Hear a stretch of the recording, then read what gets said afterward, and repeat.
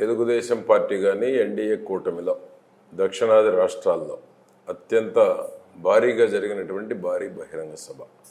ఎందుకంటే నేను జిల్లా పార్టీ అధ్యక్షుడైనప్పటి నుంచి నా ఆధ్వర్యంలో ఏ సభలు జరిగినా బ్రహ్మాండంగా విజయవంతం అవడంతో పాటు ఒక సంచలనం సృష్టించడం, ఒక చరిత్రలో ఉండిపోయేటువంటి విధంగా ఆనాడు యువగర్జన సభ నేను జిల్లా ప్రెసిడెంట్గా ఉన్నప్పుడు, అదే జిల్లా ప్రెసిడెంట్గా ఉన్నప్పుడు ఎన్డీఏ 14లో మోడీ గారితో సభ, ఆనాడు వేదిక మీద 6గురమే ఉన్నాం. దాంట్లో షేర్ చేసుకున్నటువంటి వారిలో నేను ఒకరిని.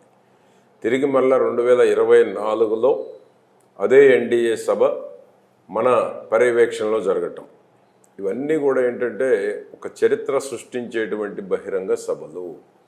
ఈ చరిత్ర ఎప్పటికీ లిఖించబడుతుంది. తెలుగుదేశం పార్టీకి కావచ్చు, ఎన్డీఏ కూటమికి కావచ్చు. ఎన్డీఏ కూటమిలో కూడా అత్యంత భారీ బహిరంగ సభని బీజేపీ నేతలు కూడా నాతో మాట్లాడటం జరిగింది. కాబట్టి చిలకలూరుపేటకు ఒక చరిత్ర సృష్టించాం. ఇప్పుడు ఆ విధమైనటువంటి గొప్పతనం చిలకలూరుపేట నియోజకవర్గ ప్రజలది. చంద్రబాబు నాయుడు గారు ఇచ్చిన అవకాశాన్ని పల్నాడు జిల్లా ప్రజలు కానీ, రాష్ట్రంలో ఉన్న తెలుగుదేశం పార్టీ, జనసేన, బీజేపీ నాయకులు, కార్యకర్తలు పూర్తి స్థాయిలో వారం రోజుల పాటు అహర్నిశలు పనిచేయబట్టే ఈ యొక్క బహిరంగ సభ విజయవంతమైంది.